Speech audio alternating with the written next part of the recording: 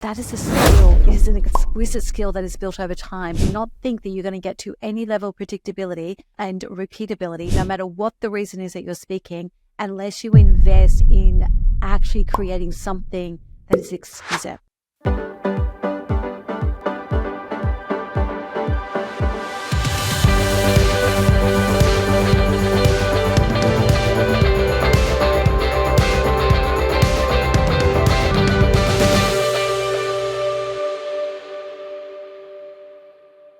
Welcome to episode 9 of Speaker Driven Podcast. And this is something that we need to clear up before we get much more into this journey. And that is the misconceptions around keynote speaking. Now, I'm making an assumption that if you're listening along to this podcast, it's because you want to become a speaker.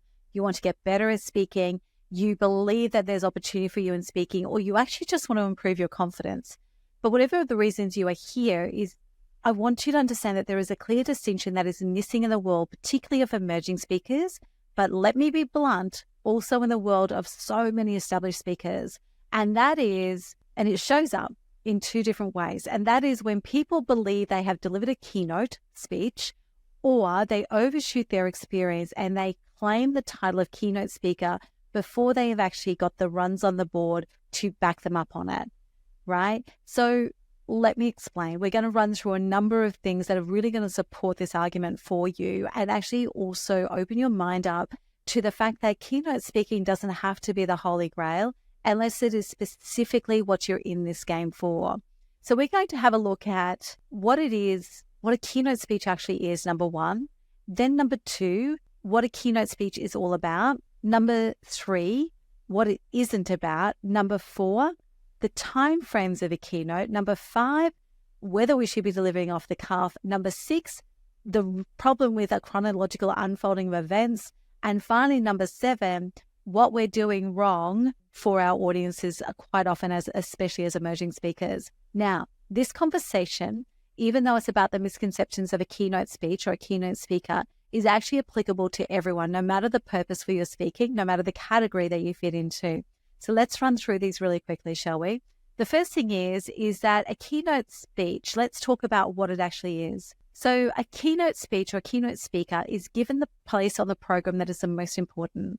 So they open an event, they close an event, they are the only speaker in a major event, and their responsibility is to set the tone, right? So especially as an opening speaker, a keynote speaker for a conference program or for a one-day event program or something like that, or a corporate program, you are responsible for setting the tone. I do remember years ago, I had contracted with Naomi Simpson to deliver a multiple series of events, a roadshow across the eastern states of Australia. And in each location, she was the keynote speaker for our opening breakfast. And we spent 2 hours together running through all elements of the conference because it was that important to her that she understood everything we were trying to achieve so she could make sure that she set us up for success. So as an opening keynote speaker, you are actually a collaborator with the organizers to set the whole event up for success and deliver on their visions and their outcomes and their objectives, right? It doesn't mean that you're tailoring what you do. You will tailor 10 to 15% of what you do at a maximum, but it does mean that you're understanding what you need to do to set the event up for success. The opposite end of the program is the closing keynote speaker, and this person is responsible for bringing it home. This person pulls together the energy, the feelings, the sensations, and they land the theme of the conference. So again, the closing keynote is actually the indelible memory and the indelible experience that delegates and attendees will remember after an event.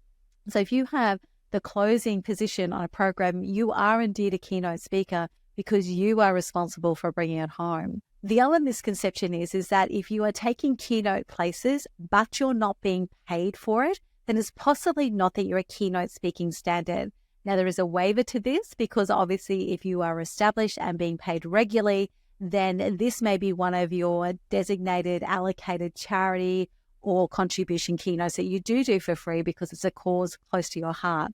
But if everything that you do is predominantly for free, then you are not yet at a keynote speaking standard. There are a lot of other places on programs and in events for speakers to be, and that is great. Do not feel as though if you're not a keynote speaker and you are a speaker or a subject matter expert or a motivator, do not feel like it actually lessens the value of your contribution. One category of speaking when it comes to where you sit on the program is not more important than the other. Some earn more than others, absolutely, but all should bring immense value to the table that add to the experience of the audience. So that's the first thing I wanted to get out of the way, is exactly what is a keynote speech, because really speaking, we've got to get clear on what this is.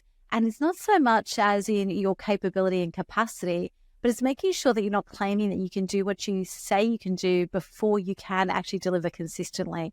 When you say you're a keynote speaker, the market has a certain expectation about what they're going to be buying from you and your capability and capacity. So don't overshoot the experience. So the next thing that I want you to understand, number two, is that a keynote is the best of you and not all of you. So often, especially as emerging speakers, and if we come from a subject matter expert background, so we've got this incredible lived or worked experience, so often we are so thrilled to have the opportunity to speak that we end up cramming everything in. We think adding value means smashing everything in as much as we can possibly race through in that 45-minute or 60-minute section. And let's be honest, even if we're given 10 minutes to present on our business. So it's really, really important that you understand and keep in mind that a keynote speech is the best of you, not all of you, because you do not want to overwhelm. There is a common misconception out there that people will just take the bits that they want. But the simple truth of the matter is that neurologically and psychologically, we are wired that when we get overwhelmed, we forget everything. And if you think about how we behave in our general real life, you'll understand that you'll see the truth in that statement. So the best of you, not all of you, number two. Number three is that a keynote is not selling from stage. It is not seating a pitch, and it is not a seated pitch. I'm really passionate about not selling as a speaker from stage. I started crafting my skills in speaking more than 20 years ago, and I simply didn't get the memo that speaking was about selling. My original educators, mentors, trainers, coaches, they taught me that speaking was all about delivering immense value, sharing of knowledge, connecting and educating. The moment you go into selling from stage, from pitching from stage, from seating a pitch, you actually take yourself into a process methodology, because you've got to get people to a certain point so that they're ready to put up their hand and say they'll buy you. And you doing that, what happens is you lift back out of your heart into your head. And if you're not sitting in your heart, you're not connecting to the heart of your audience. So that's one of the most broad reasons why. But when it comes to keynote speaking, you are being paid to deliver a really powerful speech. You are being paid to deliver content that is of value to the audience. You are not being paid to pitch, not even your book. So the minute you are being paid, stop pitching, stop seating a pitch, stop thinking you can sell. Be so compelling in how you share up and how you educate and how you inspire that the people who want to work with you will reach out to you and find you, because trust me, they are far more valuable. We have case study after case study after case study, as well as my own experience in this space. And I can tell you, it is the single most powerful way to do this. I'm not disputing that there are valid and bona fide opportunities to sell from stage, but they are specific formats, and they should never be confused with speaking or keynote speaking, particularly when you are getting paid. Not ever. Nada. And if you want to reach out to me after you're listening to me on this one and find exactly what it is I mean, I can give you all the case studies in the world. So number 4, we need to talk about timing of a keynote. And this isn't about timing the program. This is about the time of allocation that they're giving you. So keynote speeches are generally 45 to 60 minutes, although we are seeing them contract to 30 and 45 minutes as a general rule of thumb in this post-COVID era and our ability to hold attention. Most great keynote speakers who are being paid really, really well will deliver 60 minutes. Anything that is over that, 75 minutes or 90 minutes, usually means that the program facilitator is looking, or the convention owner or whoever it might be, is actually looking to fill time and space. And that's okay, but you need to flick from delivering a speech to facilitating from the stage. And that is a totally different approach. So anything over 60 minutes, especially if you're not as experienced, needs to be interactive and engaging in the middle. There needs to be some sort of activity, some sort of reflection, some sort of engagement that gets people involved in the middle of it. Because until you're highly experienced and you're in the top echelons of professional speaking, holding someone's attention for 90 minutes from stage is really, really challenging. The other thing is many people, when they're actually engaging you for that period of time, whether it's in some of the smaller business networking, some of the international forums that you get invited to, whatever it is, usually they're actually also, once it's over 45 or 60 minutes, they're actually also expecting it to be interactive. So if it's more than 60 minutes, it's not a keynote. It's a facilitation from stage. Like everything, there are some exceptions, and I'm happy to have that debate with everyone. But as a general rule of thumb, especially as you're emerging and consolidating your position as a speaker, anything over 60 minutes is not a keynote speech. It is a facilitated education space from stage. It has to be an interactive, educational, insightful space from stage. So that's number 4.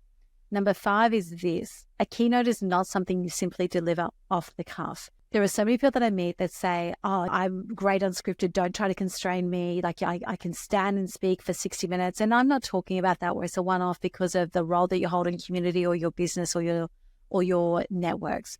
What I'm talking about is actually true caliber keynote speaking. It is scripted, right? It is engineered. It is nuanced down to the very last word. It's not meaning that you actually deliver polished, but some of the most compelling speakers in the world, and let's be honest, once there's a highly paid, predictable revenue stream in place as a result of your speaking, once you're at that level, you are in the top echelon of speakers in the world, and you don't get there by accident, right? So a keynote is something that you have mastered, you have crafted, you have studied, you have felt into it, you have delivered and tweaked, delivered and tweaked, delivered and tweaked. You've actually invested it so heavily that you have gone from writing a script to memorizing, which we don't do in my world, but that's a different conversation, but writing a script to rehearsing it, to actually getting to a point where it's conversational ease and it feels to your audience as if you're delivering off the cuff, right? But that is a skill. It is an exquisite skill that is built over time. Do not think that you're going to get to any level of predictability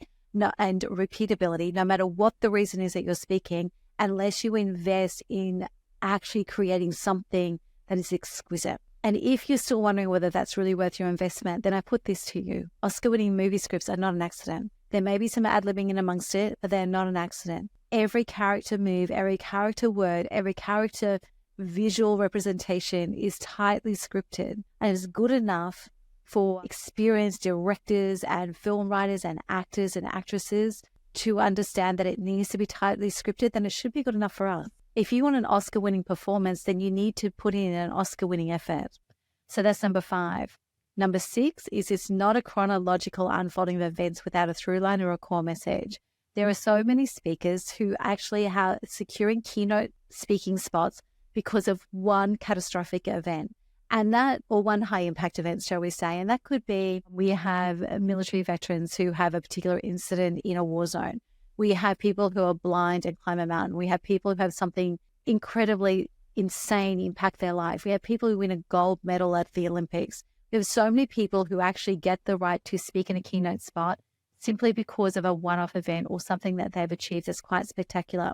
What I see happening time and time again is these people believe it's just a chronological unfolding of how they got there, and it's not. We have to story shape. We have to work out what the through line is. We have to understand what it is that we want our audience to walk away with, and we have to design a keynote to that. If you don't do that, or you're not willing to invest in doing that, then your speaking will have a shelf life. One of a great friend and previous client and colleague is Kerry Pothast, who won a gold medal in volleyball at the 2000 Olympics in Sydney, along with her partner, Natalie Cook.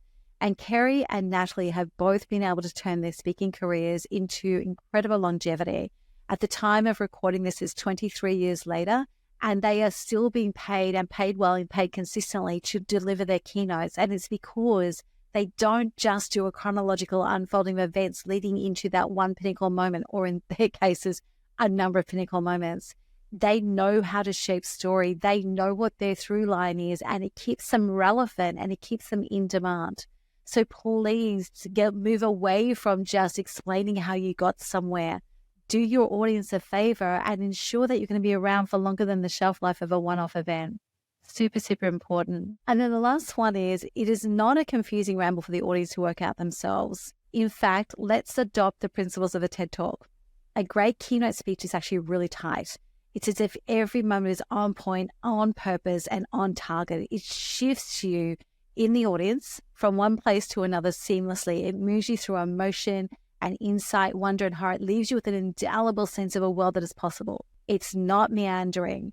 It's not a mishmash of ideas and stories and thought bubbles. And in this day of social media and reels, there's so much more of that coming into speaking. We've got to get rid of it if we want to be at the top level. So the mantra of a TED Talk is that it is one bold idea, creating one core message, creating one core possible solution. It gives you a really strong through line, which we've already mentioned in this, which an audience can follow. And against this, stories and tactics and strategies are measured, and they either make it into the speech or they're left on the cutting room floor. But it's not a confusing ramble. Get very deliberate about keeping your audience on a pathway that they know how to stay on with you. Super, super important. But as we wrap this out, if there's one key thing, I should say, and as we wrap this out, if there's one key thing that I would love you to take away with you that I really want to land for you, is that keynote speaking should never be used as an aspirational title. It is experiential, it is earned, and audiences actually know when they are hearing from the best. Let that be you.